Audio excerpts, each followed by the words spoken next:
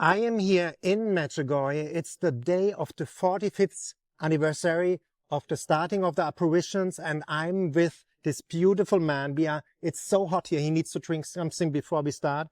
What's your name? Raymond. Where are you from, Raymond? Ireland. First time here? No, 24 years coming here. Wow, and you told me in the birthday video a little bit about it. Yeah. What happened?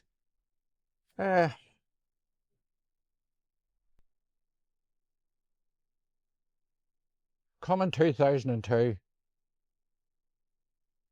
and while I was here for the week, I already had paid for 3 more trips to come back out again.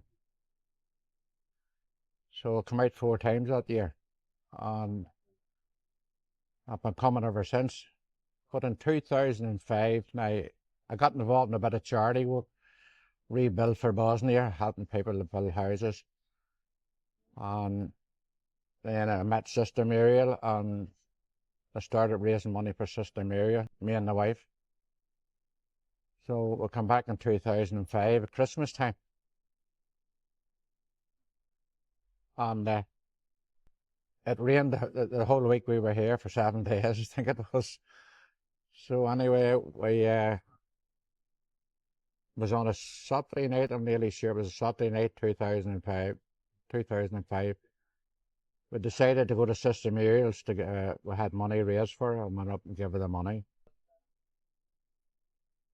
So we gave her the money, but I got this whispering in my head, give her the money, give her the money, give her the money. So I put my hand in my pocket and pulled out my wallet, took my money out and gave her the money, closed my wallet and put it back in my pocket. And it was unbelievable. You thought I won the lottery. I was that happy. So we come out of Sister Muriel's, and the wife says to me, what did you do that for? I says, well, this voice in my head says, give her the money, give her the money, give her the money. So we're coming down the street here, and it was about 10 till 11, I'm nearly sure it was 10 till 11, and the lights was on in the chapel. There's people standing outside with umbrellas. So my wife says, come on, there's something on in the chapel. I says, no, I'm not going over. I want to get back, get these clothes off, have a cup of tea and a cigarette. So she finally got me over to the chapel, and we stood outside in the rain, and we finally got into the hallway, stood there for another wee while, and then I got into the glass doors, and that was as far as I got, was the glass doors. I was pinned against the glass doors, I couldn't move. Chapel was full. There was adoration on, and I didn't know what adoration was, didn't know what the Blessed Sacrament was. I used to go to Mass, but I never received the sacraments. I went to Mass for weddings and funerals and baptisms and stuff. But the wee priest was on the altar, and he had long black greasy hair and a black goatee beard. To me, that was Jesus was on the altar, standing on the altar saying Mass.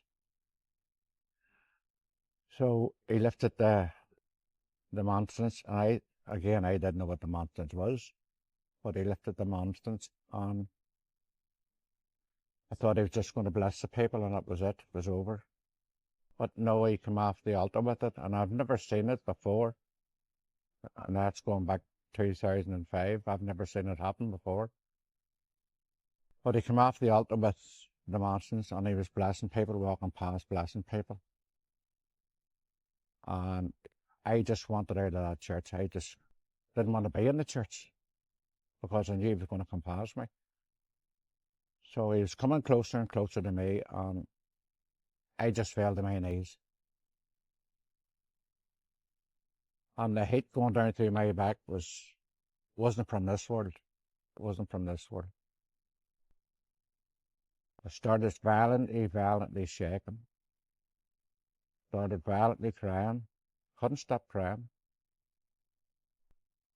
and all I could see was his bare feet and old, I can only describe it as old time sandals, not sandals that I would wear, but it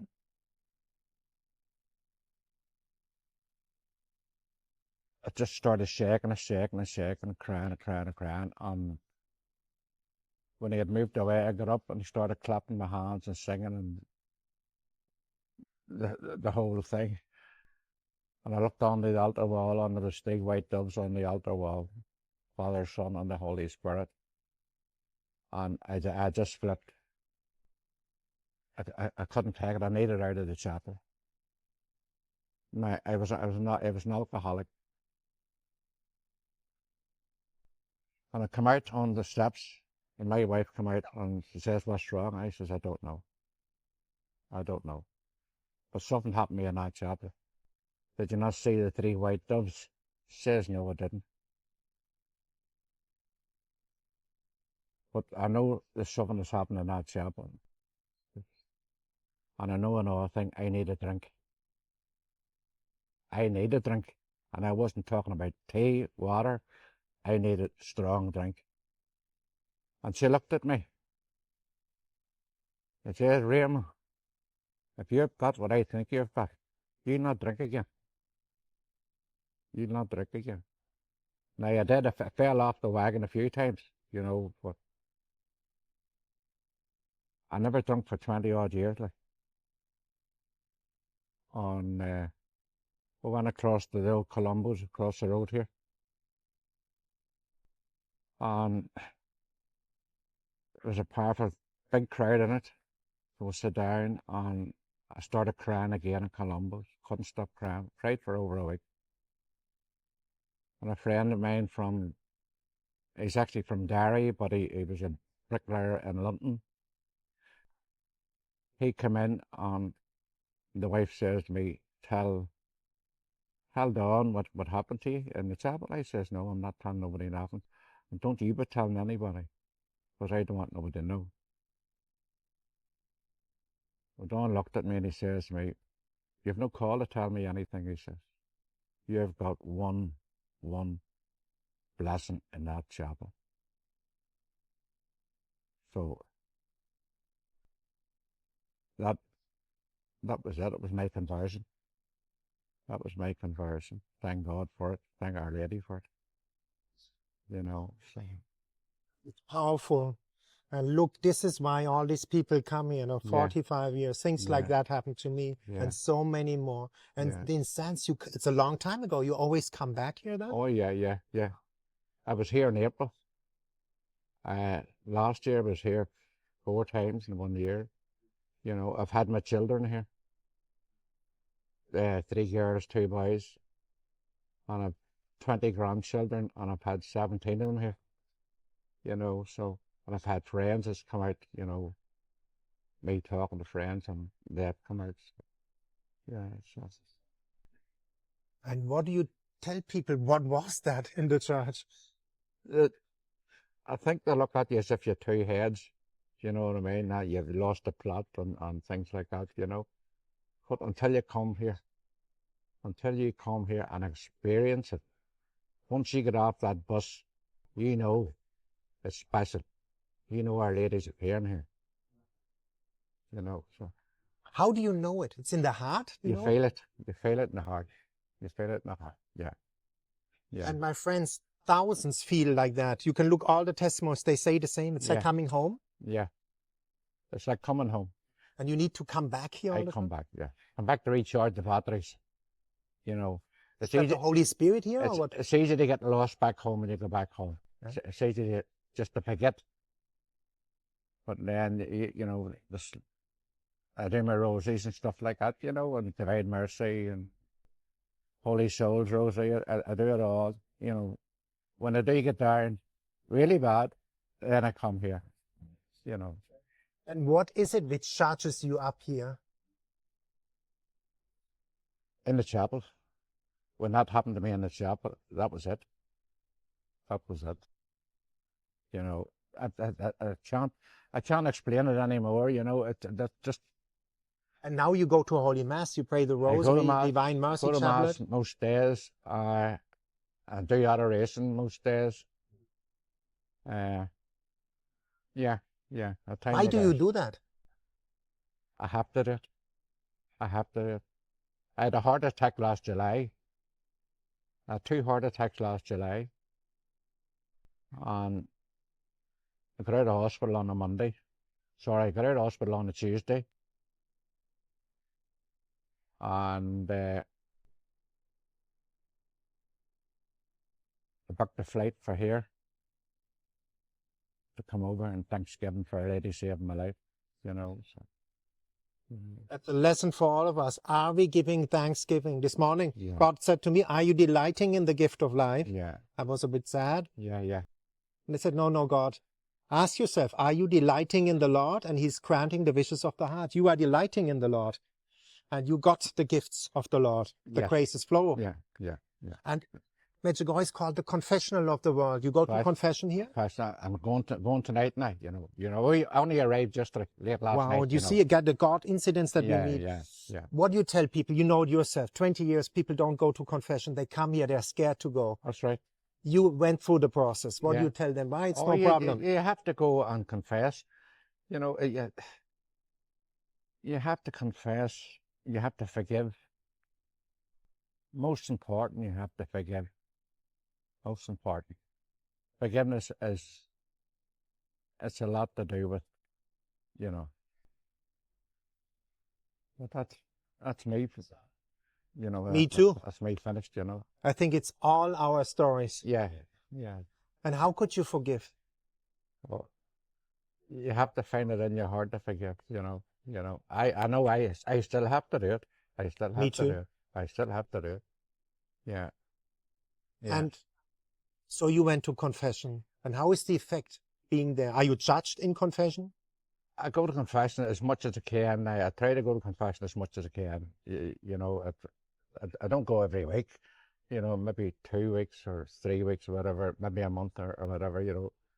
But you have to get a confession. You know. And you feel free, happy? Clean slate. You have a clean slate there. You know, you have a clean slate. Yeah. Have you ever felt judged in confession? Sorry? Have you ever felt judged by a priest in confession? No. No? No. Me neither. I got a great healing in the confessions here two years ago. I could hardly walk. You know, I could hardly walk. I was on crutches because of a bad back and stuff like that, you know. And my wife had said to me, there's a lovely priest there. He's going home tomorrow. And he prayed over her and she says, Raymond, he's powerful. You need to go to that priest. You need to go to that priest. Well, I'd already been to confession, you see, that, you know, a couple of days before. So she was walking around the confessional there, doing her rosary as usual. And there was nobody, the wee priest was sitting in there, Father Forstina, I think he called him. He spoke 3 languages, English, Spanish, and Dutch. So I was walking up here, and the wife says, she's seen me coming up the steps with the crutches. Says, Raymond, you have to get in there to that priest. You have to go to that priest. But there was nobody standing outside, so I went up and knocked the door, and he came to the door, and he opened the door. Come on in, he says, I'm coming in. Say, Father, forgive me, but I can't kneel down. What can I do? Say, Father, I was at confessions 2 days ago. But my wife was in the other day with you, and you done a wee blessing with her. And I explained to him what was wrong with me and the pain I was going through and stuff like that. So he got up, he took the stole off, wrapped it round the back, wrapped it round the neck, and he started to pray. Do you feel okay? He says, I just still feel the same, Father. I feel the same. Honest? Yeah, I feel the same. So he prayed again, and then he prayed the 3rd time. He went into tongues. Started to go into tongues. And I come out of that confessional. I walked over there to Darko's, was staying in Darko's, walked to Darko's, left my crutches down there, and I was fine. I'm fine ever since. Thank God. Thank God. I'm fine ever since. What is Our Lady for you? She's my mother. She's my mother. Says everything. Same for me. Says everything. You go to her, you tell her your Yeah. sorrows, your pains. Yeah. And she has a special relationship to us men somehow, no? We men Yeah. are touched in a different way than women, no? Yeah. She opened your heart. Yeah. And you go to Eucharist now, to Holy Mass. People don't know what Eucharist is. Yeah. You are well confessed. I don't take it in my hand. Me neither. You know, I'm a Eucharist minister now. Yeah. You know, all through Medjugorje, I distribute Holy Communion to the sick. You know, but no, I won't take it in my hand. You know, I have to take it on my tongue. You know. Me too. Yeah. Out of reference. Out of reference. It's the King of the Kings, the Lord of the Lords, Yeah. the Master of the Universe. Master of the Universe. Yeah. A lady told me, if you go in front of the Queen of England, easy, not easy for the Irish maybe, but you kneel down. Yeah. And it's the King of the Universe. We kneel down on the tongue. And what do you tell people now? Why come to Medjugorje? There's a fella, I don't know whether you know him or not, Michael Douglas. Do you know him? Michael Douglas, he writes testimonies and books, Friend of Medjugorje or something they call it, you know. But he had heard about what happened to me in the chapel. This around this place like wildfire. But this Irish fellow had a great healing in the chapel. And I was going into Mass one Saturday. And he stopped me at the steps. He says, "Are you the man that had the healing in the chapel?" I says, "Yes." He says, "Would you give me your testimony?" I says, No. And I didn't for, what, 5, 6 years? He kept asking me and asking, something like yourself when you asked me, you know. So I finally gave in to him, and I gave him a testimony. And he asked me when did that happen. I said, Christmas time 2005. He said, well, the Medjugorje Herald, the magazine, they're stopping printing. This is their last edition, and your testimony will be in that. So that was it, you know. So I got very friendly with Michael, you know. I like him very much. And you see now also that Our Lady takes the broken people, restores them through her Son. Yes. And then we go into our little ministries, maybe. Yes, like me, the videos you do, Eucharistic ministry, handing out to the who are supporting the priests. Please, my friends, pray for the priests. They are overloaded. We need help. Ask yourself, what can you do? You help. You give out the whole Eucharist to the sick people. Yeah. The rosary you pray? Pray the rosary. Why? It strengthens me. It really strengthens me, you know. I do suffer with depression sometimes, you know, and when it get really bad, I just take the rosary beads out, start saying the rosary, and I feel okay. Yeah, I feel okay. This is the real antidepressant. It's the rosary, my friends. There's no magical tablet that will cure you, but the rosary will cure you, you know. The rosary cures you, you know. And also maybe gratitude. Ask yourself, for what am I grateful to God today? I'm grateful that I'm alive. I'm healthy. Yeah.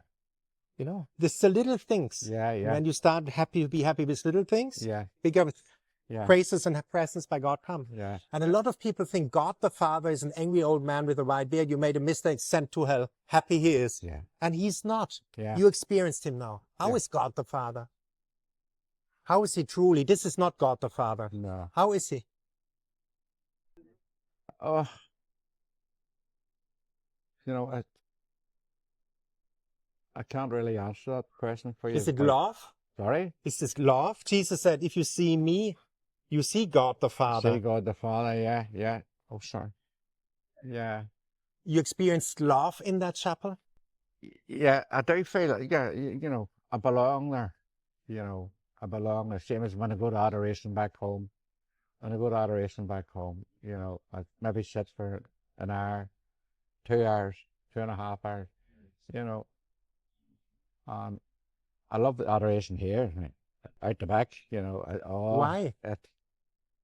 The amount of people there, you know, and oh, it's wonderful. It is absolutely wonderful. You know, tens of thousands of people are, you know, adoring Jesus on the altar. You know, if the whole world was like that, there'd be no wars. There'd be no wars. There'd be no hunger, no starvation. Yeah. Wow. And you talk to Jesus like a friend? Yeah. You are telling him about your sorrow, your pain? Yeah. I tell him all the time what's wrong with me, and I'm thinking, oh, you know. And you get answers? Sometimes. Yeah. Sometimes. You know, sometimes.